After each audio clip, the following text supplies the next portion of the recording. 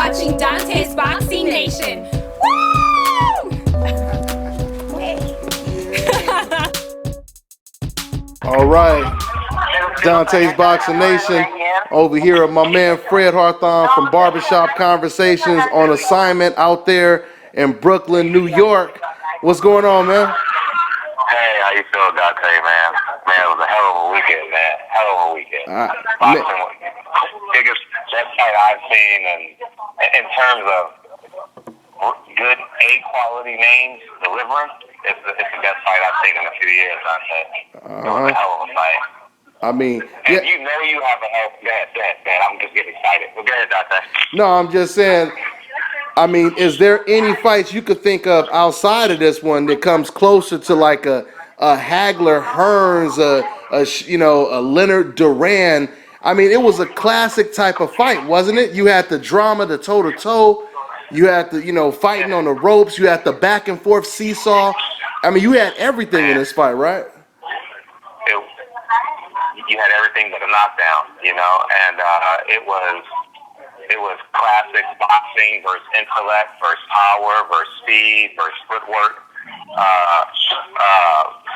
Sean Porter did an excellent job at establishing who he was and what he can do, and Keith Thurman did an excellent job at establishing who he is and how intelligent he is in the ring. And when those two clash from round 1 to round 12, you got to fight when in between rounds. 12,000 people are on their feet in between rounds, cheering, clamoring. Mm-hmm. Like the longest minute of their lives is when they're in between them rounds yesterday night. It was just unbelievable. Like once again, Fred. I mean, now you was out there on assignment for both you and me out there. Tell me, how was the atmosphere? I mean, because I'm hearing reports that it was like the second biggest live gate or something like that. I mean, how? Really? Yeah, that's the reports that I'm getting right now. Now, I mean, I'm not. That's what Shouts out to Boxing Ego. Boxing Ego. He sent me a text and he told me that it's supposed to be like the second biggest live gate out there or something like that. But regardless, we obviously know that it was big and it was electric in there, right? Oh man, yeah, it was like people were just anticipating it, but they were prepared for a letdown. When people were just waiting, watching a fight, waiting for a letdown, and after round 1, when round 1 got through, people were like, oh shit, we're in for a good fight. Round 2 came, we're still in for a good fight. Round 3 and 4, they're like, oh, man. And it was over 12,000 people there tonight, and it was just electric. I mean, I'm not kidding you. From the 5th round on, you had about 3,000 people standing up in between rounds. 6th round, you had 5,000 people standing up in between rounds. By the 10th round, only people that wasn't standing up, they were either holding babies or in a wheelchair. And it was just unbelievable, man. The crowd was electric. And by the end of the night, 80% of the crowd was Sean Porter, 20% of the crowd was Keith Thurman, and like classic great fights, everyone starts rooting for an underdog like in March Madness. Yeah. Mm-hmm. Keith Thurman came in as the crowd leader, and it flip-flopped by the end of the fight because he was just exerting himself. Mm-hmm. And for working all night, I'm at the airport now. I went straight from the Barclays Center, picking up my luggage, and now I'm at the airport heading back to Los Angeles, Man. And it was just, man, it's just been a horrible weekend. Did you expect it to be that close? In my prediction video, I picked Thurman just because classic boxer, overall better skills. But if you watch my video, 100% I was rooting for Sean Porter. You know how much I love the Porters, man. And I love the relationship that they have. And I picked Thurman just on pure boxing, but my heart was all in for Sean Porter. I was all in on Sean Porter. All in. Yeah. And I had him winning that around the 5. But now that I've extracted, hold on, sir. Now that I've extracted, honestly, Dante, I believe personally, it should have been 7-5 quarter, 7-5 Thurman, or even a draw. You know, and but with these judges have the same card, it's a tight, unanimous decision. I was like, Sean Porter took this fight, and the crowd was ready to erupt and Porter, and they were so disappointed, man. But it was Dante. It was just a hell of a fight. The fight got better and better and better. It sure round, did. man. It sure did. It sure did. From the opening bell to the last bell. And Man. you know, like I said, I mean, you can love things about Sean Porter, you can love things about Keith Thurman, but one of the things I love about Keith Thurman, man, he mean that shit when he called himself one time, because every single punch that he throws is straight for the fences. He throwing home run shots from the first bell to the last bell. When it comes to Sean Porter, he may not be as classy or as stylish, I should say, as Keith Thurman, Great point. but Yeah, but that's a good but word. he makes, yeah, but he makes up for it with his heart. He makes up for it with his determination and his grit. You know, so yeah, you had a nice contrast going on, and it was a classical match, man. It was a classical match, especially when you think about the fact they haven't had a fight over there or on CBS in about 38 years since Muhammad Ali versus Spinks, and then they come back with a classic like this on free TV, man. So, man, I felt treated. I felt treated tonight, man. Oscar De La Hoya is rolling over in his grave right now, man. He's like, I can't move. He said in his grave, already in the grave, huh? yeah. He got one foot in the grave right now trying to protect Canelo, but man, you had to be there, man. It was just, it got me excited to start getting on these planes, Dante, man, because I always tell you I hate flying. Yeah. Man, I'm jumping for joy, and it don't help. I was born and raised in New York, so I was 8. Nice. 70% of my family's there, so it's just I got to spend time with my family, and I got what I love most, boxing. So it was just hell of a fight.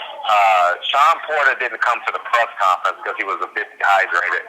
So now they're being overprotective because of cologne and stuff. So he wasn't able. But at the press conference, Keith Thurman actually gave as great of comments as you could. He said he's an A-level fighter. Sean Porter's only lost to undefeated fighters, and that's just how the cookie crumbles sometimes, Sometimes when you step up to the plate, you just don't have heat. You know what I mean? There may be one or two moments in the fight that separates you, and Keith Thurman had it tonight, and Sean Porter didn't, But Sean Porter took some hell of a shot. Man. Check that hook set.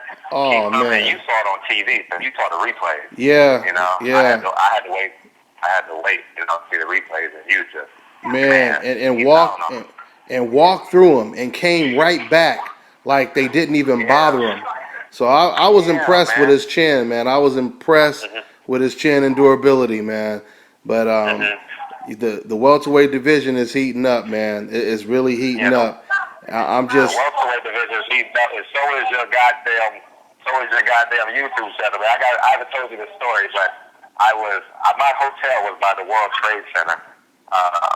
So I went to a CVS type on it's called Dwayne Reed in New York, and so I go in on the CVS market, and I have a Team Watson shirt on, and so it's about 1:00 in the morning for real. I'm going to get some ice cream, some drumsticks, a 4-pack of drumsticks, you know what I mean? And so I walk in, this guy said, "That's a dope shirt." And he said, "I'm going to the fight tomorrow." And I said, "Oh, I'm working at the fight tomorrow." And he's like, "For real?" And I'm like, "Yeah." So I said, "Peace, man. I'll see you at the fight," And then so I go back and get in line, and he's right in front of me. He says, "Man, you look so familiar. I've seen you from somewhere before." He says, "Are you on TV or something?" And I'm like, "You on like YouTube?" And I'm like, he said, I know you from Dante's Boxing Nation, man." It was like yeah. So I wanted to say thank you. You making me favorite fighter, man. It was a fun experience. He's like, "Man, I listen to Dante's Boxing all the time. And and know what was even better about that? It was 3 white kids from Ottawa. They drove 7 hours to get to this fight, man. 7 hours, man. Yeah, it was just unbelievable. And Steve Willis, the referee tonight, he was like, "Are you Dante?" I interviewed Steve Willis, and he's like, "Are you Dante's sponsor?" I said, "No, I'm his great friend." And he was like, so, hopefully they'll, you got to use that for your intro. Oh, you man. You got to use that for your intro. That's dope. That's dope. So Steve Willis was like, that noise in the background, guys, like at the airport, at the terminal, they're yelling out the things. But it was just... That's crazy. Demetrius Andrade knew who you were. I said, yeah, I'm doing my channel with Dante's channel. They say, hey, what's up, Dante? Yeah. That's the only one I did catch. That's what's up. It was just an awesome experience, man. And I advise everybody to go watch the interviews I did. But just getting back to the fight, man. Hey, yeah. Like once again, this was the first fight on CBS, in about 38 years. So it was really, really nice. And yeah, man, hey, you putting in some serious work, dog. You out there getting some real good interviews. I believe with you interviewing Steve Willis, you like the first person to interview Steve Willis, the referee. Everybody only knows him from games and stuff. And I told him at the interview, I said, people don't know who you are now. You're like a celebrity now. Like in boxing, you're like a celebrity, like for real. And he said, I don't want people watching me. Watch the fight. Watch the fight, huh? So you talk to him about those. You talk to him about the memes and everything, though, huh? Yeah, I did. Yeah, your people enjoy it. Man, I come from the hips, man. It's because you know why? Because I love the sport so much. I know that the people sitting on the couch drinking their Coronas, their Tecates, their Heinekens, or when I know what the questions that they want to ask. You know what I mean? And you do the same. So I'm just, I encourage y'all to watch that Danny Jacobs interview on Dante's channel, watch it on my channel. But I mean, I just ask the questions that people want to hear. Real questions. Want answers to. Real questions. I mean? Yep, absolutely. Absolutely. But I don't ask, how would you do against Floyd Mayweather? The guy is 195 pounds. Who the hell want that question answered? You know what I mean? Exactly. Default, generic default, old media questions. We on the new media. That's what that is. That's all that is. And also, Thurman said he's going after Danny Garcia. Him and his dad called out Danny Garcia. So man. So they want that WBC belt. So, we'll see how that goes. I don't know how. And hopefully he gets it because Kell Brook, he's been now calling out Sean Porter, or at least the winner of Thurman versus Porter. He saw him moving up, so it sounds like he already trying to avoid Errol Spence. But hopefully, he fights Errol Spence, and if he fights Errol Spence, then Danny Garcia, it would make all the logical sense for him to fight Keith Thurman next. There's rumors. You already know the rumors that Manny Pacquiao is negotiating with Adrian Broner. So yeah, that's been going on for some time now. Since it's out now, I'll tell you guys, I've known for some time that fight was supposed to happen. But the reason that they chose Timothy Bradley was because they felt slightly disrespected that Adrian Broner wanted to take the lead in the negotiations and stuff like that. He was actually supposed to fight Adrian Broner in April, but they took Timothy Bradley instead. So I don't know if that fight will happen, but I know that's a fight that Manny Pacquiao actually really, really wants, to be honest with you. So we'll just have to wait and see. That's good news. And with the little settlement that Al Heyman and Top Rank had, it seems like it's more likely that they can work together now. I mean, all of a sudden, Bob Arum, he done pulled a 180, and that's all he talking about is now working with Al Heyman after he did that interview with me where he said he would never work with Al Heyman. How quick things change, huh? So well, when he's putting up money for fights and losing money for fights, you look at the landscape of boxing and you're like, well, there's this exceptionally intelligent black man, and I'm using the word black on purpose because that's what they saying behind closed doors. Of course. There's this intelligent black man over here. They're not calling him intelligent, but they this arrogant guy who thinks he knows everything. And when it actually, he's winning right now. And it's an ebb and flow in boxing. Everyone's gonna have their turn. In reality, I'm just being honest. And right now, it's his turn. Yeah. And what you don't want to do is fall off like Golden Boy, who is in a pickle right now. You know? Yeah. Liam Smith. Who the fuck is Liam Smith? Man? Oh, who my the fuck goodness. wants to see that fight? Oh, my goodness. That fight is not even worth the Corona. I wouldn't even, I don't drink, but I wouldn't even buy a six-pack for that fight. Man, that's and then you think about the fact they announced it the day before the Thurman Porter fight, the biggest fight to date. That's when they decided to announce that fight. I mean, it's a bad look. It's a bad look for Canelo. It's a bad look for Golden Boy. They don't have any fights right now for the rest of the year that can compete with Thurman versus Porter. So. Okay, now I'm gonna like how you say the whole truth without saying the truth of the matter is, and then this is probably gonna be a separate video that you have for but the truth of the matter is, Oscar De La Hoya, when he looks at Canelo Alvarez, he sees himself. Mm-hmm. Now, the fact of the matter, let's be honest, Oscar De La Hoya has never, ever defeated an elite black athlete. Just period. I don't believe, I was a sophomore in college when Oscar De La Hoya fought Pernell Whitaker. I would say Oscar De La Hoya didn't win that fight, and Pernell Whitaker didn't do enough to win that fight. But if you're looking at it with your eyes, with no ears and all eyes, Pernell Whitaker wins that fight. You understand what I'm saying? Oh, definitely. And then you go down the lineage. You see Bernard Hopkins. You see Felix Trinidad. You see Floyd Mayweather. You see Touché Mosley. And you see, when in actuality, Oscar De La Hoya hasn't beat these athletic, fleet-footed fighters, and I genuinely believe that he wants to protect Canelo from these type of fights, and I believe that's why they picked this fight. And I mean, they picked that weight, 155. So let's be the best dancer in boxing. You know what I mean? We're going to attempt to hand-pick our fighters until we believe that you absolutely have to. Not when you're ready, but when you absolutely have to step in the ring with some of these guys. You know, and I know a lot of your white Mexican subscribers are going to say, oh, you hate Oscar, but let's be candid. Oscar is my second favorite fighter for a long ass time. No one will replace Roy Jones Jr. in my life, but Oscar De La Hoya was my second favorite fighter because I read about him every day. He's from LA. I love his story.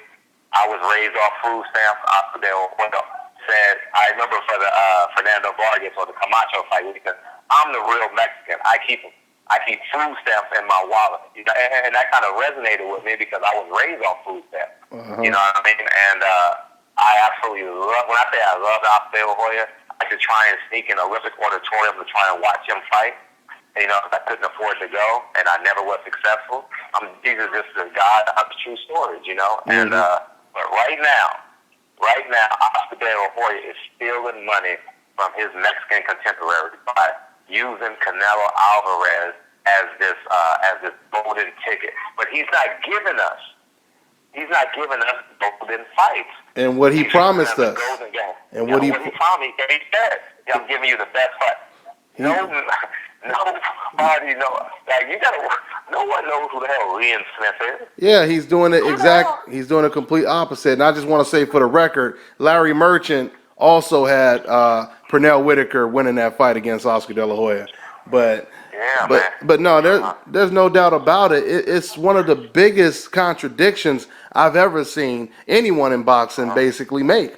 Because right now, Liam Smith, you have Demetrius Andrade. That belt that Liam Smith actually is holding is really Demetrius Andrade's belt. He had the WBO belt. They stripped him of the belt. When he was calling out Canelo didn't want to fight him. He didn't want the belt. Now that the weakest fighter in the division has the belt, now he's willing to fight for the belt. And that's going to put him in a catch-22 situation, though, because once he wins that belt, he's going to have to make up his mind if he's going to either vacate the belt and avoid more tough competition, or he's going to fight someone like a Julian Rock Williams or Demetrius Andrade who actually tries to put themselves in position to fight for that belt and become the mandatory. So yeah, it's all bad. It's all bad for Canelo and Golden Boy right now. I mean, hey, but the bottom line is Oscar De La Hoya, he made this strong argument that fighters should not care about losing. They shouldn't care about losing. It's okay to lose. All the greats have lost. But when it comes to Canelo Alvarez, he's completely contradicting himself. We know he don't believe that at all. We know he don't believe that. But he is protecting him, like you said. And I truly believe that he knows deep down there are a lot of flaws in Canelo Alvarez. And he knows that there are certain fighters that Canelo Alvarez will most likely be tailor-made for. Oscar knows that because he has an amateur pedigree. You know what I'm saying? And he has a lot of experience. Not just amateur, but a pro pedigree as well. But anyway. So, yeah, man. But, hey, I'm going to let you go. I see it's getting pretty hectic over there. Once again, man, I want to say congratulations, man, on doing such a great job covering this event from the beginning to the end, man. Get back safe. And once again, man, check out my man Fred Barbershop Conversations. Go ahead and subscribe to his channel. He's one of the rare dudes speaking the truth and doing commentary, as well. So go ahead and, man, and give your last thoughts, man. Oh, man, I just want to say thanks, Dante, and everyone go to Barbershop Conversations, hit the subscribe button. I truly appreciate it. And the fact of the matter is, I'm not saying PBC is the greatest thing since sliced bread, but when you can get two A-level fighters in the ring at one time and they deliver, I mean, you gotta set your head about, and it's time for these racist boxing fans or these boxing fans with elite perspective to say, you know what, he's giving it to me. And I know we have our organic lineages and who we support.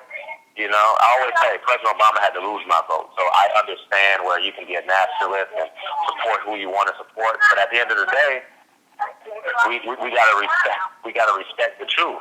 You know what I mean? And boxing has come a long way. We're not paying for it now, these big fights, and I think that we should be thankful that Al Heyman has given us this and just hold truth and just be a boxing fan. Learn just to be a boxing fan.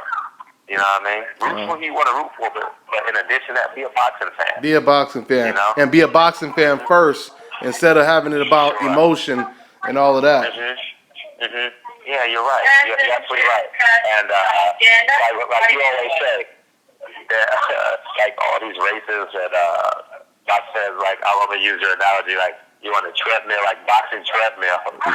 You ain't going nowhere. Yep. That's how you said it. Running real fast and ain't going nowhere. But ain't going nowhere. It ain't like even when J. Cole said, all my hip hop heads out there, the good news is you came a long way. The bad news is you went the wrong way. You know what I mean? That's dope.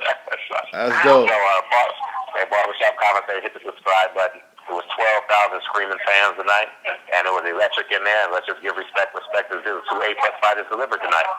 Point blank, period. And let's keep the momentum.